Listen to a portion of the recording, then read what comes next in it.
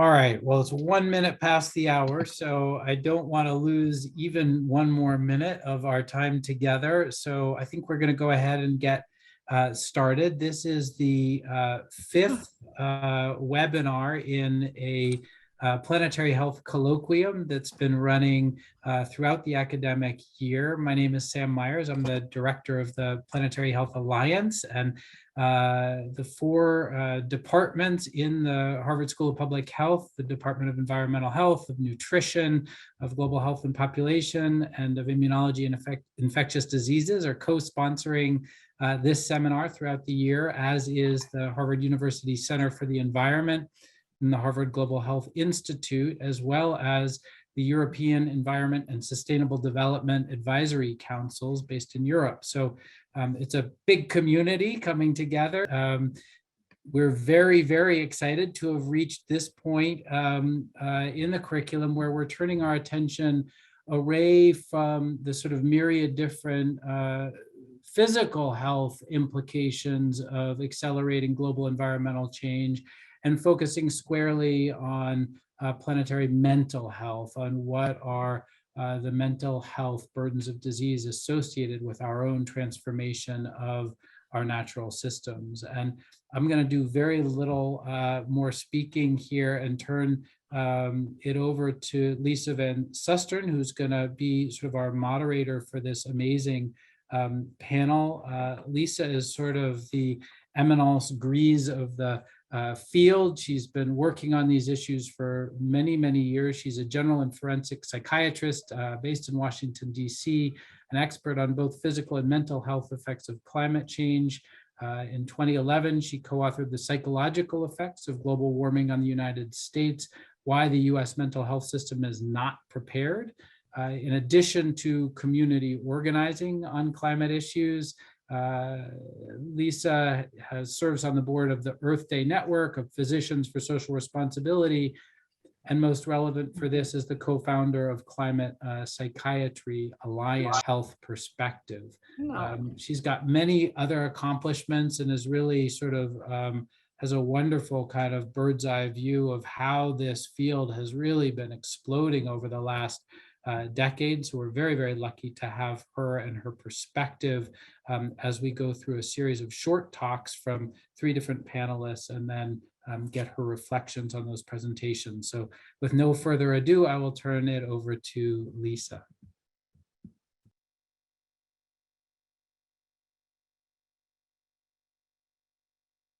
Lisa, you're muted.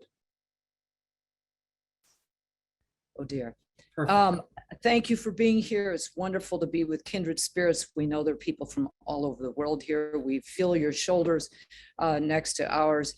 Wanted to say that the 3 people chosen to speak today, however briefly, are real leaders in their particular domains. Caroline Hickman has been the Child in Distress over Climate Central now for a number of years, lead author on a recent global survey of 10,000 kids on climate distress.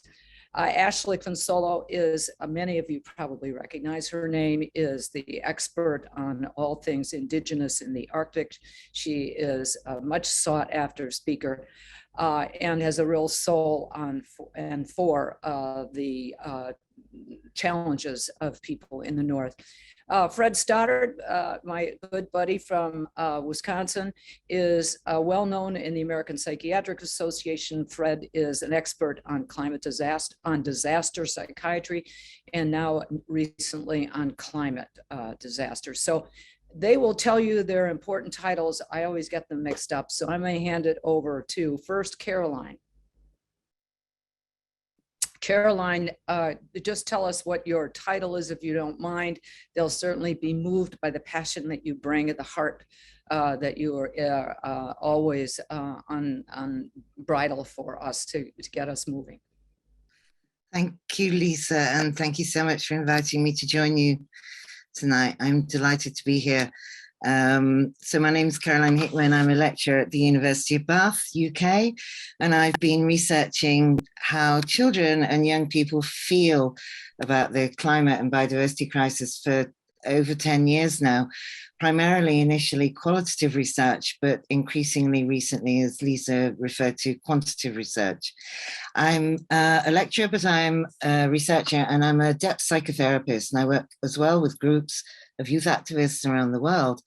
And I've got a particular interest in how we can understand children's mental health and suffering in relation to youth justice and the legal cases that are increasingly developing around the world.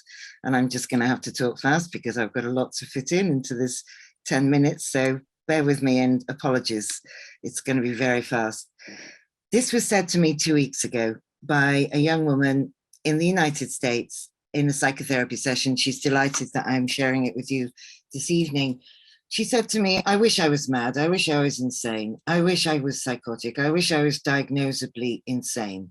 She said, because my terror of the climate crisis, she said, then would be crazy. She said, and then I would cope better. She said, the climate crisis would not be real. She said, I wish I was crazy.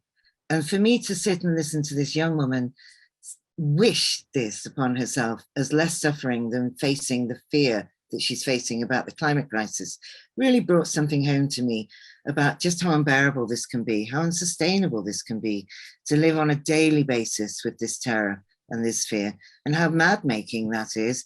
And this woman is very, very sane. Eco-anxiety, particularly in children and young people, we know, I'm hoping we're not going to, this is a very reasonable, rational, emotionally congruent response to the realities of what we're facing in the world.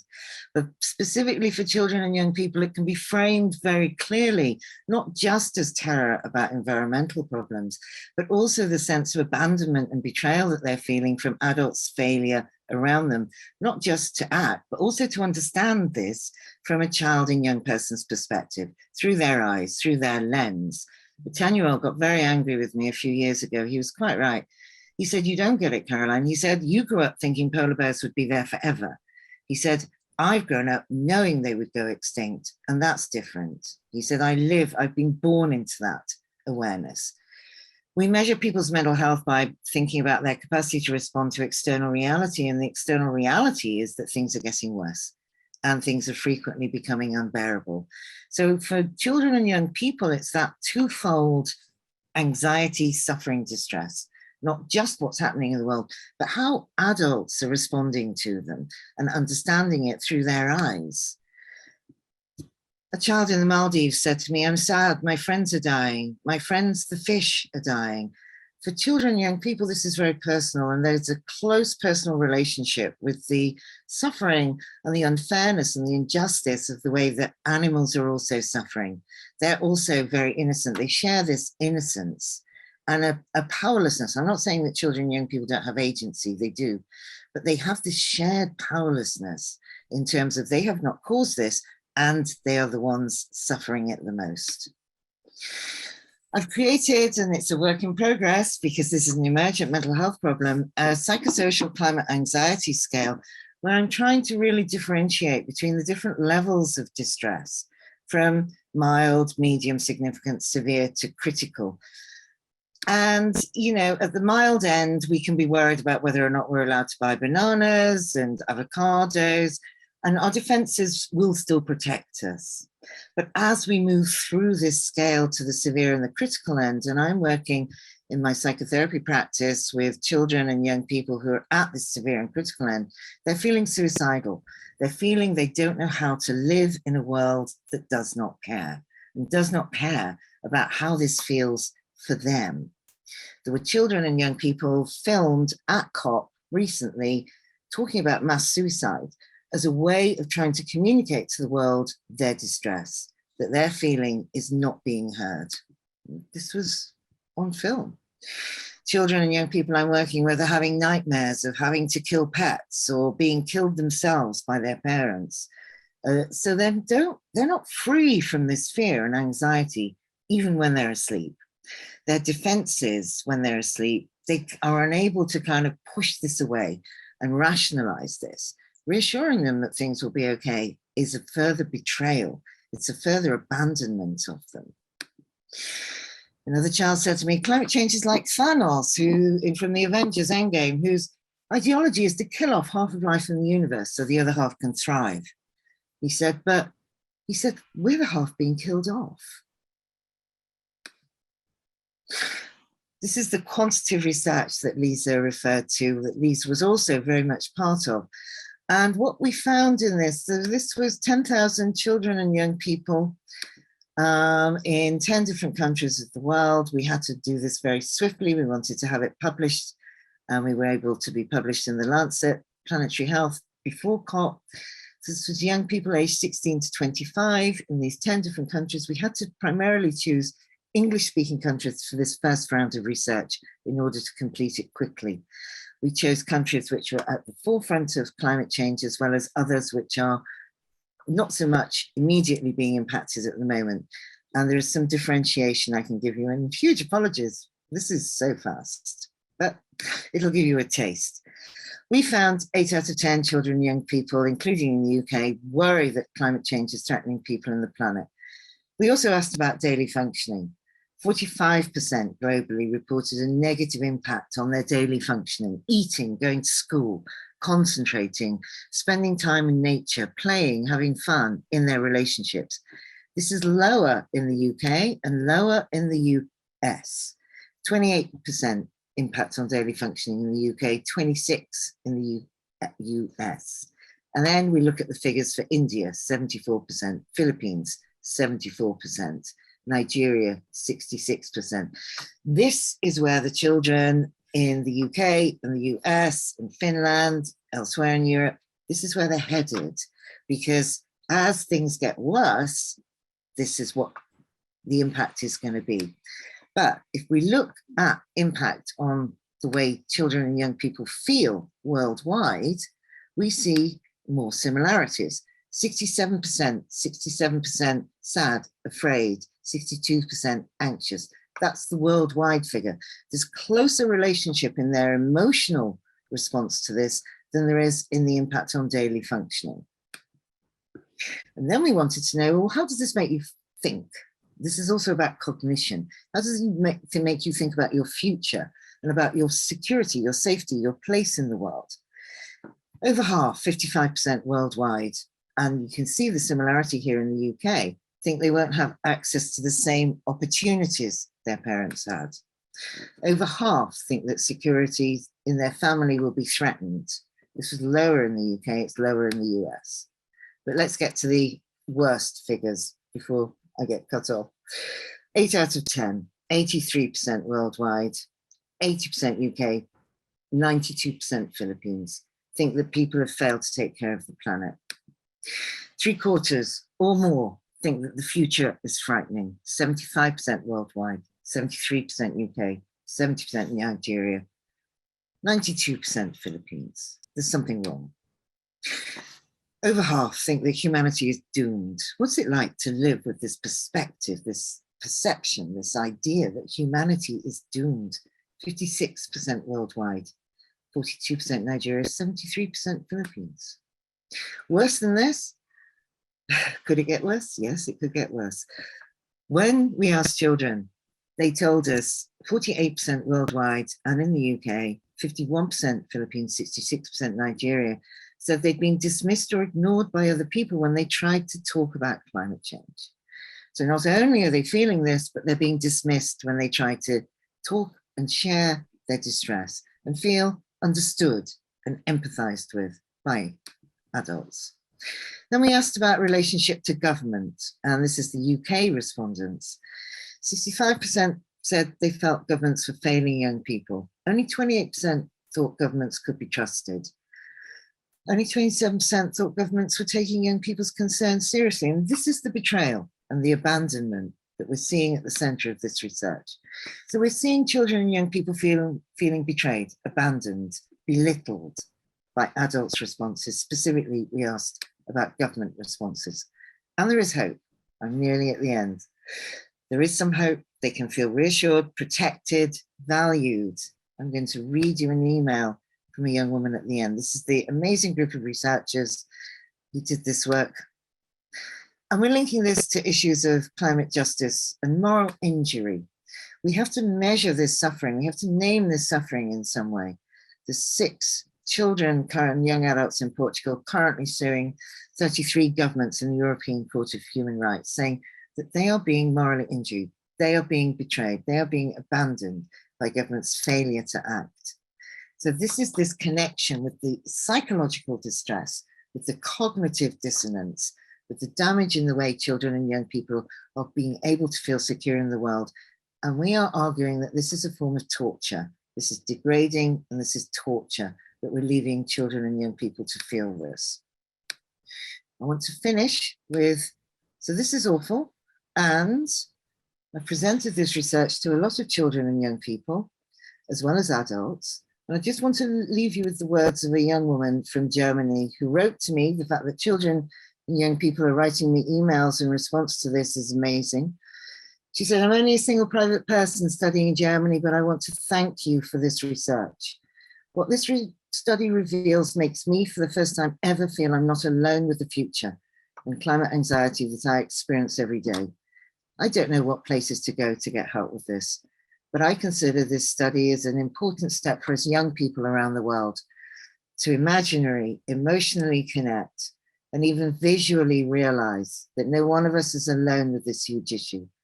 I profoundly hope this message of your study reaches politicians around the world, as well as all socio-psychological professions, so they can react to the needs of us young people. I presented this research, as I said, many times, and when I ask children and young people how they feel about these findings, hearing humanity is doomed, the messages start coming in saying, that's how I feel. I feel relieved to hear you saying this on behalf of children and young people. Thank you. I'll stop there. Caroline, thank you for this extraordinary presentation. I know it's very hard medicine for us to take, but we've got to know what is happening in the minds of our children. I will move on and I won't make comments about what Caroline said. I'll leave that for the end for the audience. Ashley, please just let us know what your official title is. You are the soul, as I said, of work in the Arctic with indigenous. Please tell us more. Great. Thank you so much, Lisa. And thank you, Caroline, for that really moving and powerful talk. Many of the themes that are going to resonate in what I'm talking about here, which, I think shows this sort of profound connection of planetary grief that people all over the world are feeling. So I'm currently the Dean of the School of Arctic and Subarctic Studies, which is a campus now of Memorial University in Labrador, Canada. So I live in Northern Canada. And I'm also, in my other life, a health geographer that has been working on climate change and mental health, working with Inuit primarily in Nunatsiavut, which is Northern Labrador, for the past 13 years. So this is the place where it all began. This is Rigolet Nunatsiavut. It's a small, remote coastal community in Northern Labrador. There are 300 people here, and there are no roads in or out of the community. And people have been living and hunting and working and just being a part of this gorgeous land for thousands of years. And, I want to bring in here the point that Caroline mentioned around human rights at the end. So for Inuit, for thousands of years, their cultural identity has been about living in cold climates with ice and having this deep connection to a cold and frozen world, and a world that changes, that freezes and thaws. And so this is also a human rights issue for Inuit. And there have been, there was a landmark case where Silawaat Kluche put a lawsuit against the US government for Inuit human rights, saying that it was violating their right to be cold. So I started this work back in 2008, and the community was doing some excellent work on their own around how climate change was impacting all aspects of health and well-being. And there was particular concern because Labrador is the fastest warming place in Canada and one of the most rapidly warming places anywhere in the world. So people here have been on the front lines of a changing climate for decades. In Labrador, we've already experienced some more than 3-degree average seasonal temperature change. And depending on which projections you follow, we're set for anywhere from a 7 to 11 degree change by 2100. So when you think about that sort of change in an environment that relies on consistent cold and ice and snow, that is a catastrophic change to culture, to society, to economy, to the landscape, and to the environment. So this work really started because community members started to notice that in addition to some of the physical health impacts, people were really starting to exhibit various signs of mental and emotional stress and distress. So we started working with the community and interviewed over 85 people within the first 2 years, with Inuit interviewers conducting the work. And what we found was, no matter age or gender or background or time spent on the land, 100% of people listed mental and emotional stress and mental and emotional health outcomes as one of the as the most challenging impact of a changing climate. So you can see here on the screen, people talked about strong emotional reactions, exactly what Caroline had on those slides. All of those emotions were there. So the sadness, the loss, the grief, the anger, the frustration, the powerlessness, the helplessness, as well as psychological outcomes where people were talking more about generalized anxiety and longer term depression that they directly linked to a changing environment and environmental conditions. People talked about addictions and family stress increasing, especially the mental health professionals in the community who are Inuit themselves. We're talking about seeing more and more people struggling with what they called empty time. So if you can't travel safely on the ice, or the weather is changing, or the environment is changing, people are not out on the land, they're not hunting, they're not doing things that support their mental wellness, and they're not doing things that make them feel who they are as a person and that don't support their identity. And so some people were choosing to fill that empty time with increased drug and alcohol usage, and more reports of increased family stress and violence. We were also seeing increased reports in suicide ideation and also suicide rates, particularly in what they call the shoulder seasons here. So that's in the fall and the spring, when ice is either forming or breaking up. There's long periods of time where you're trapped in the community, is how people identify it. And what we're seeing with climate change is ice is forming much later and breaking up much earlier, but it's also taking longer to form. So you have this extended period of time. So instead of 2 weeks where you would be in the community, you're now facing 6 to 8 weeks where you can't travel in the same way. People also talked about place-based losses and really grieving and mourning for the environment that was changing around them and how it was impacting animals and plants and the broader ecosystems. And a huge discussion around cultural identity and erosion, about really what it means to be Inuit in a rapidly changing climate, and what it means to, as people have quoted in one of the films we made, there's a line that says, Inuit are people of the sea ice. And if there's no more sea ice, how do we be people of the sea ice? So these are these deep ontological and existential crises that people are facing and trying to figure out who they are in this accelerating environmental change. And then many people spoke extensively about ecological grief and loss. And this really started to come out when early on in the project, we were working with an elder who was one of the leads on the project. And she was telling us about all the different things that she had observed over her lifetime and how different the environment was. And so I asked her, how does that make you feel? And so she stopped and she looked out the window for a long time, and then she started to cry. And she said no one had ever asked her at that point, this was back in 2009, how it made her feel, that people were so interested in Inuit telling them what they observed, but nobody ever stopped to think about what that actually meant for people. And she talked about this deep grief and this deep loss and what it meant. And that really opened up the doors for many people in the community to start to share the grief. And what Caroline was saying, with people reaching out and saying, I thought I was the only one, and I didn't realize that there are many people feeling this. And that conversation has started to happen in the community. So the concept of ecological grief really started to emerge within this context in the North around 3 different ways. But what was really interesting is, we all agreed that ecological grief itself is not new. That for many people, including indigenous peoples and people who live close to the land, like farmers and fishers, for hundreds and thousands of years, we know that humans have been deeply connected to the environment, and that people feel emotional loss and grief when this happens. But what's needed now are these new terminologies to bring together people so that we're validating where people are and we have this shared understanding and shared terminology. So I worked with a colleague in Australia, Dr. Neville Ellis, and we created what we were seeing in our research. So his in Australia, mine in Northern Canada, very different geographies, very different populations, and we were seeing virtually the same responses from people with whom we were working. So of course, there's the grief with the physical ecological loss, but then there's also the grief that's connected with the environmental knowledge and the loss of identity and the loss of systems that people hold dear to who they are. And then there's the grief associated with future losses or vicarious losses. So watching the pain that other people are going through, but in particular, knowing what's coming. And this is something that we're seeing a lot in the research that I'm doing is a strong grieving for, knowing what's been lost already, knowing what's changed, and then knowing the climate science and what's predicted for this area and for the North, and that extreme grief about what the future means and what it will bring. So, this work has been incredibly difficult and painful for all of us that have been a part of it and for the community as well.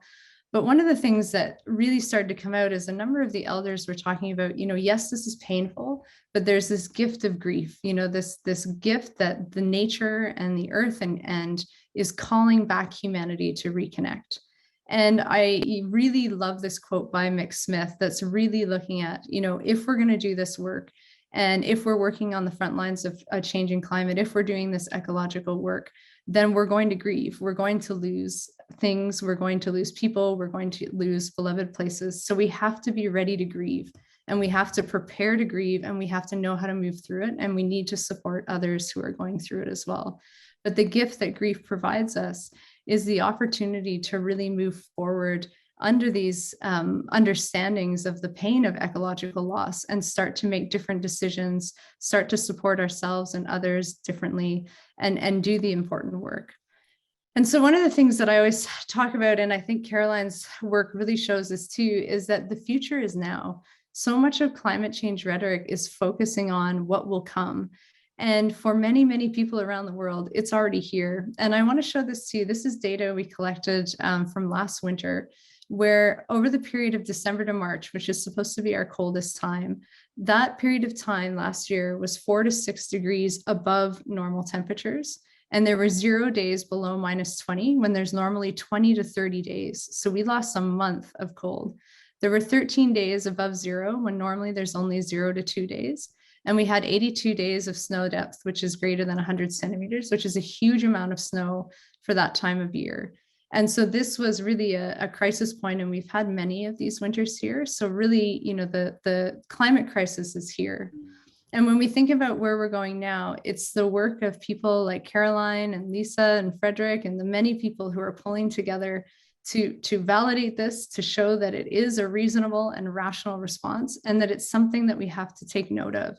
So we need climate change and mental health policies, we need trauma-informed climate policies, and we need to think about what this means on a global scale. And when we talk about, there's that great quote from the Lancet that's saying, climate change is the biggest public health crisis of the 21st century. But I actually think it's the biggest mental health crisis of the 21st century. And we need to acknowledge that as a collective field and move forward together. I'll stop my screen there. Thanks. Thank you, Ashley. It's obviously very, very sobering for us to hear all of this. And we will talk. We're not going to just pull your pants down as a psychiatrist or a mental health professional. You don't just pull a person's pants down and expect them to hobble out of your office. We'll be pulling them back up at the end because there's plenty that we can do. So I will push on now. My friend Fred, he has the same Wisconsin cheesehead accent. You'll recognize it. We're both from Wisconsin. And Fred is going to talk to us about disaster psychiatry with a particular focus on climate disasters. So, Fred. I'd just like to thank Lisa for this, and Caroline and Ashley, both of you, for your wonderful talks, and mention that my wife has spent time in Labrador and with the Inuit up on the Hudson's Bay. And so your talk, Ashley, is near and dear. We spend a lot of time in Canada. I've been involved with disaster psychiatry since the late 1990s, especially through work with burn injuries, but then also with many other disasters, which I'll mention here. Next slide, please. I don't think I can advance it. Okay. Again. And many people to whom I'm indebted, and a number of organizations, including the American Psychiatric Association, the American Academy of Child and Adolescent Psychiatry, and the Group for Advancement of Psychiatry. Next. Next. No conflicts. So what is a disaster, a trauma that overwhelms a community's ability to cope? And certainly climate change makes that criterion. Next. It embraces prevention, public policy, consultation to leaders, needs assessment, risk communication, messaging, social media, self-care, which has been huge in the pandemic, which is certainly climate related, and other pandemics will be and have been also.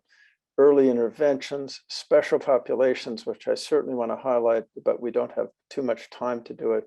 Consultation to medicine and surgery, which has been much of my career, and psychological interventions for stress and grief in children, adults, and families, and research, which I'm deeply involved in. Next. There's an emphasis in disaster psychiatry, an emphasis on normality of responses versus pathology, on populations at high risk, promoting overall medical health status, not just mental health, and facilitating the application of post-disaster aid, especially financial, I might highlight. Next.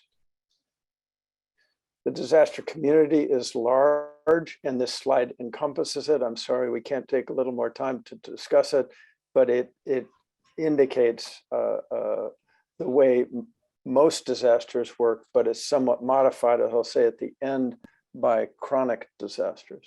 Next. So what are areas of mental health that we want to be thinking about? Some have been mentioned, but some have not. And I would not want to neglect smoking and alcohol and over-dedication. Currently,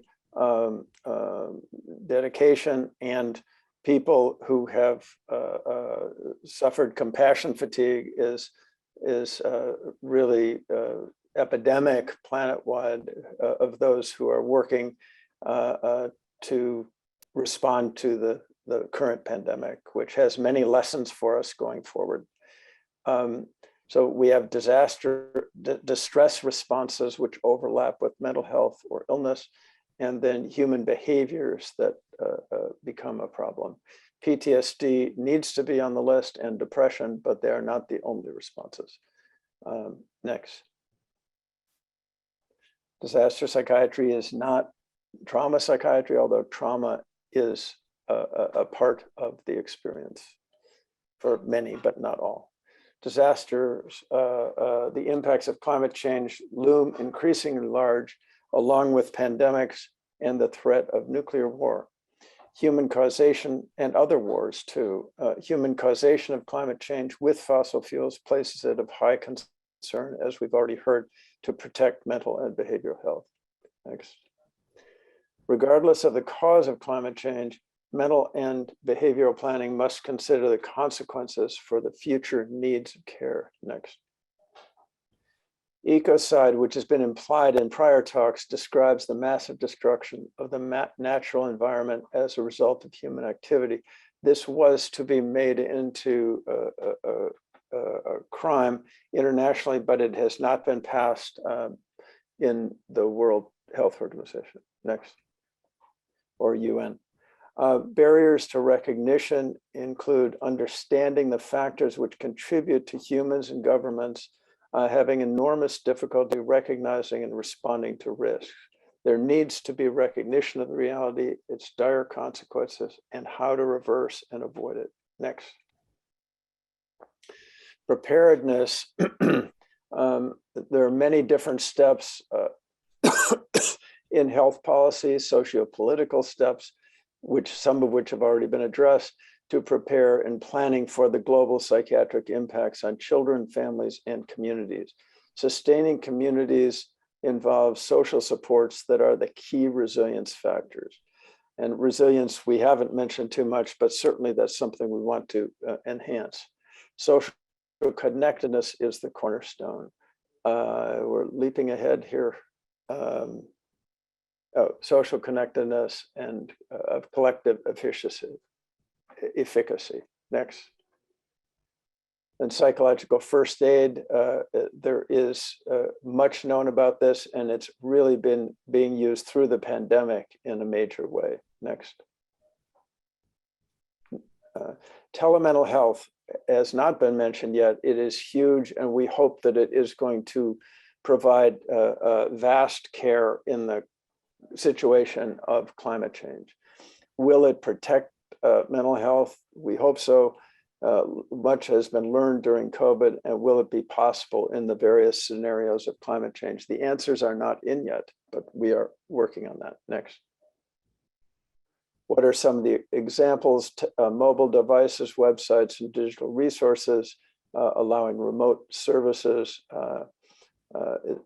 international uses in disasters with victims of other trauma, including genocide, has been demonstrated, and it's rapidly continuing to expand right now with just over the last 2 years, with translation available, administrators, colleagues, and patients.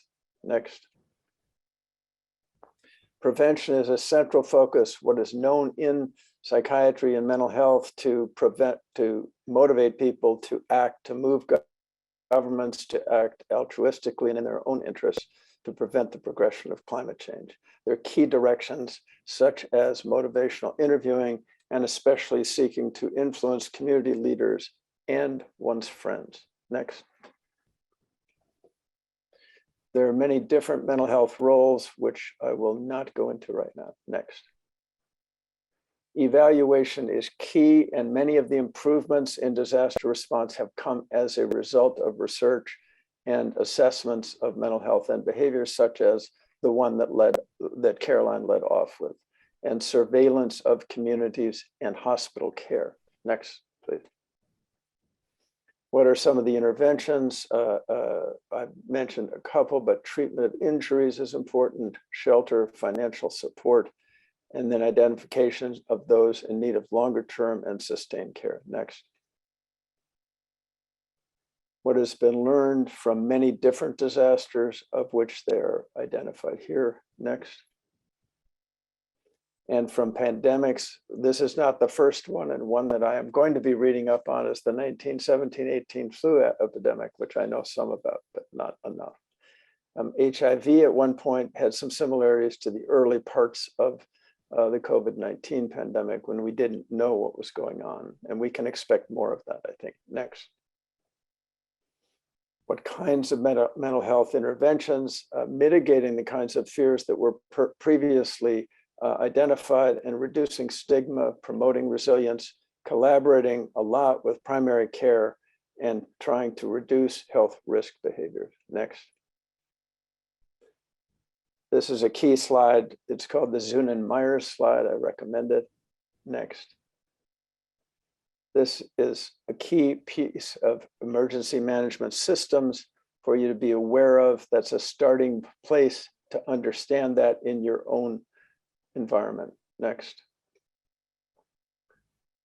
So chronic cyclical disasters. This is courtesy of Sandra Koifman. I have a much more detailed slide of this that you will have access to if you look up vibrant emotional health or decision point healthcare solutions, but not quite yet. It'll be another couple of months. But this summarizes some of it: regulating stress throughout the phases of a chronic cyclical disaster, such as the one we are in, but climate change on a much bigger scale. Next. Key actions are involved, and such as assessing community level thresholds and measuring the acute, chronic, and foundational stressors. Next. And finally, seeking to regulate stress throughout the phases of a chronic cyclical disaster, and trying to identify different kinds of responses during the anticipatory, impact, adaptation, and recovery phases. Next. This slide gives some more detail. Next slide. And there are many different resources you can turn to. Some of the best are right here on this particular slide. And I would highlight, well, the American Psychiatric and American Psychological Associations both have very excellent materials on disaster response. Next. And these references are already provided to you separately, I think. Next. And these as well. Thank you. Thank you very much, Fred. A question I'm sure everyone's wondering is, are these slides available for others to access, for the people here to access? This entire session will be recorded, Lisa, so the slides will be. All right, so you can, they can go back to the session. Yep. and see it that way. Yep. Okay, obviously what you've all heard is very trying. It's hard for me, and I've been listening to it for a long time. You'd think I'd become a nerd a little bit, but every time I hear these messages, it hurts even more, I think. And what I want to remind people before we go into the Q&A, and I'd like to spend give a good deal of time to Q&A, because that's a way for both the audience members and for the panelists to have a little bit of catharsis. This is not easy work, and we know it's not easy to hear. I will like to simply underscore for you that if you feel bad, that's really what's necessary. Because what we know is that when people feel bad about something, it gets their attention. It breaks through all the noise of the day. And that is critical for us to break through that, because what we want to do is get your attention, get those emotions. And those are powerful emotions: anxiety, anger, fear, despair. Capture the energy embedded in those emotions and redirect them at constructive action. And that can be individual action. And don't say, people will say, oh, what one person does doesn't matter. Of course it does. Just like on election day, our votes are counted together. They move markets, they get people in office. So what we do individually is, it does count. What we do collectively, of course, in the form of a movement, is really the magic sauce. Neuroscience even shows us that when we are involved in mass movements, this is what sets off our reward centers. This is what sets off even our opioid receptors. This is why you get into throwing sandbags and a chain of people addressing the waters of a rising river. So get yourself involved anywhere that you can find a place that fits what you are able to do, what drives you. Get in it. And become a member. We don't know why we're here. We have many more questions than answers, obviously, in the world, but we know that we have always a sense of purpose in the midst of what we are fighting for with climate disruption. So lots of questions. I'd like to leave plenty of time for us to interact with each other, because I think that that is a very therapeutic experience.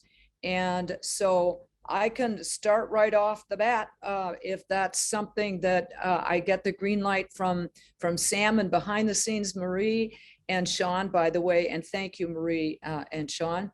All right, so the first question that I see is up at the top, is maybe directed at you, Caroline, and it's whether there's a value to instilling fear or awakening fear. And this person was saying she or he butts heads with people about this issue. Can you address it? Yeah, one of my favorite questions. Thank you, Lisa. A lot of, and I know this is a terrible generalization, so forgive me. A lot of adults are very concerned about not frightening children, for example. What I always say is, I'm sorry, children are already scared. Children are very afraid. They're online, they're learning in school. And what we're doing is revealing the fear, revealing the anxiety that I think is already there.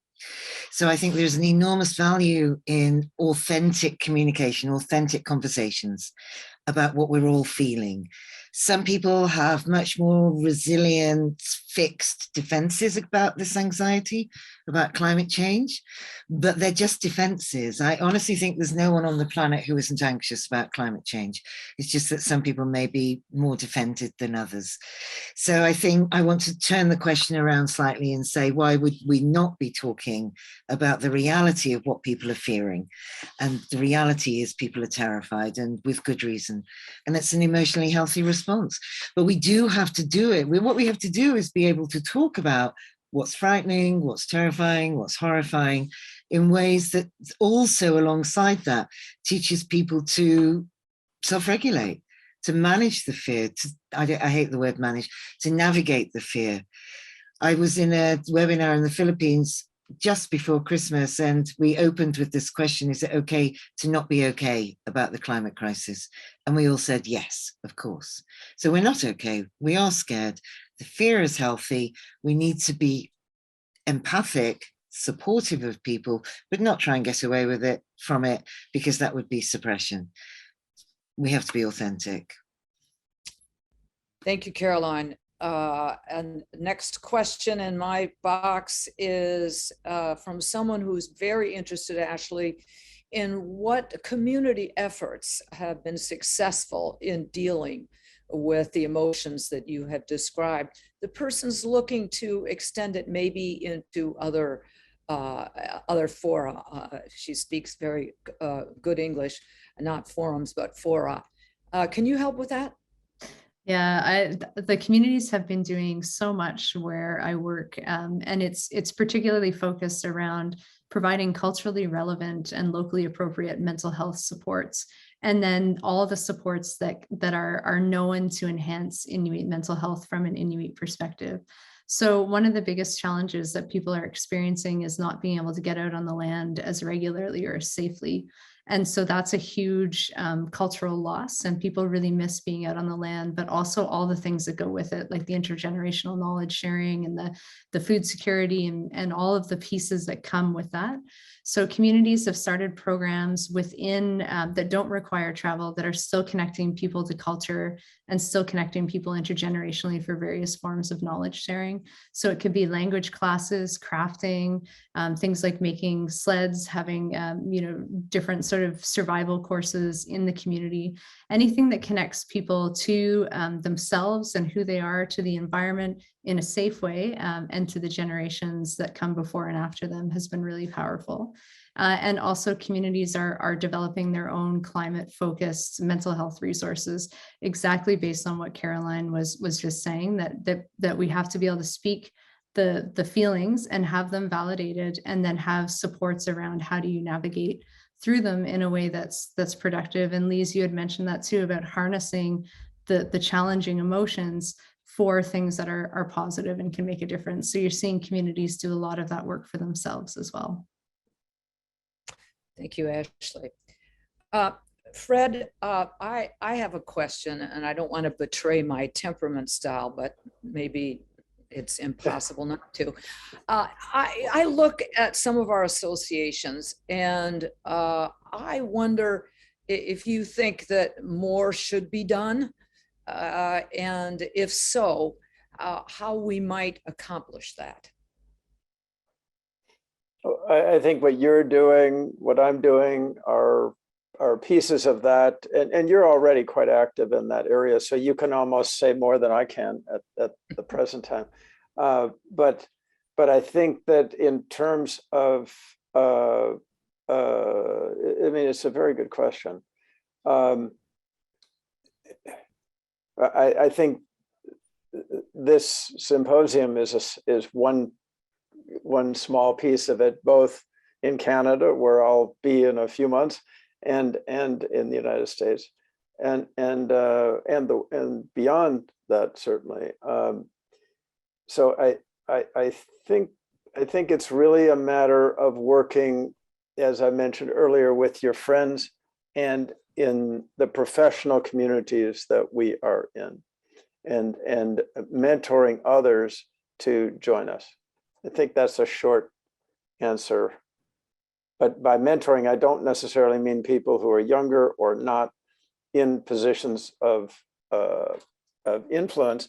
And the pandemic has been a very good, if you will, training ground for this, because I've been very involved with pandemic response, and I think that can easily branch out into climate change response.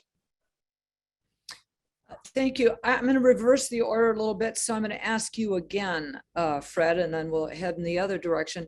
Sure. What's the hardest part of the work that you do related to the issues climate triggers? Well, I was in California when the fires and smoke were there. I arrived there with breathing some of the smoke for Thanksgiving a couple of years ago.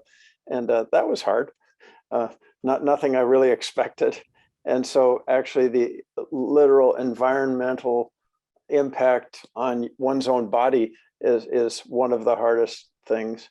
A second one, in the hospital, when you're caring for people who have been impacted by climate-related disasters, is highly stressful. And I think just from and I do think pandemics are climate related, at least increasingly will be by all accounts.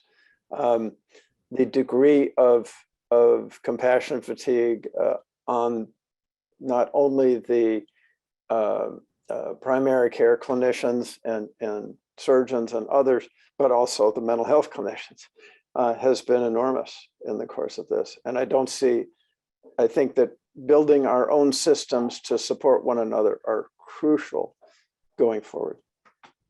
So thank you, Fred. We have we have only 2 more minutes. So very briefly, Ashley, what's the hardest part for you? And then I'm going to ask the same question of you, Caroline, and then we're going to hand the mic back over to Sam. Mm-hmm. The hardest part, I think, for me is being surrounded by the pain and suffering of others who carry, thousands of years of history in a region, and it's suddenly being challenged by the actions of others. And so, being surrounded by that pain, and then also trying to figure out how to deal with my own pain and my own environmental distress and ecological grief while still doing this work and while supporting others. And trying not to fall into the endless political rage that I don't find sort of nourishing, and instead kind of connect through grief to find those positive ways forward. Thank you, Ashley. Briefly, Caroline. I love listening to Ashley. Working with suicidal, despairing children and finding ways to say to them, you're not mad, you make perfect sense. You're not crazy, and I understand, and please don't act on it. Finding the language and the empathy and the understanding to understand children and young people's suffering without falling into pathologizing language. And just how hard it can be. I believe we have this emergent mental health psychiatric crisis here, and our existing mental health frameworks need imagination and courage. And we need to have a framework that includes the radical hope, that includes the argument about things are bad and there is so much more we can do, and not fall into that sort of polarizing false binary of apocalyptic thinking versus naive hope and optimism. Things are awful and there is so much we can do. And the courage and the radical hope at the center of that will actually help us find a way through this collectively. Thank you, Caroline. So when you wake up in the middle of the night, I want to tell the audience, that we're there with you. Raise your fist, pick up your pen, offer a shoulder. We're there with you, and we'll keep on working, trekking. I'm going to hand it over to Sam to close. Thanks for being here. We very much appreciate and feel honored that you wanted to hear what we had to say. Lisa, thank you. And Sam, could I make a comment? Yeah, we have 2 minutes. So just want to make a quick reference to the film Don't Look Up. And for those who haven't seen it, it's highly related to everything we're talking about. Perfect. Thank you, Fred. You're welcome. What an impressive panel, a very moving panel. As a father of children, I was very moved myself, and it resonated. We heard that 45% of children report negative impacts on their daily function. We heard that 56% of children think that humanity is doomed. We heard Ashley ask us, what does it mean to be the people of the sea ice when there is no sea ice? And to use a metaphor that may be incomprehensible in a century, I think what we're hearing is the tip of the iceberg, that there's actually an enormous global burden of disease associated with the mental health effects of watching our own actions transform the biophysical conditions of the planet at the speed that they are today.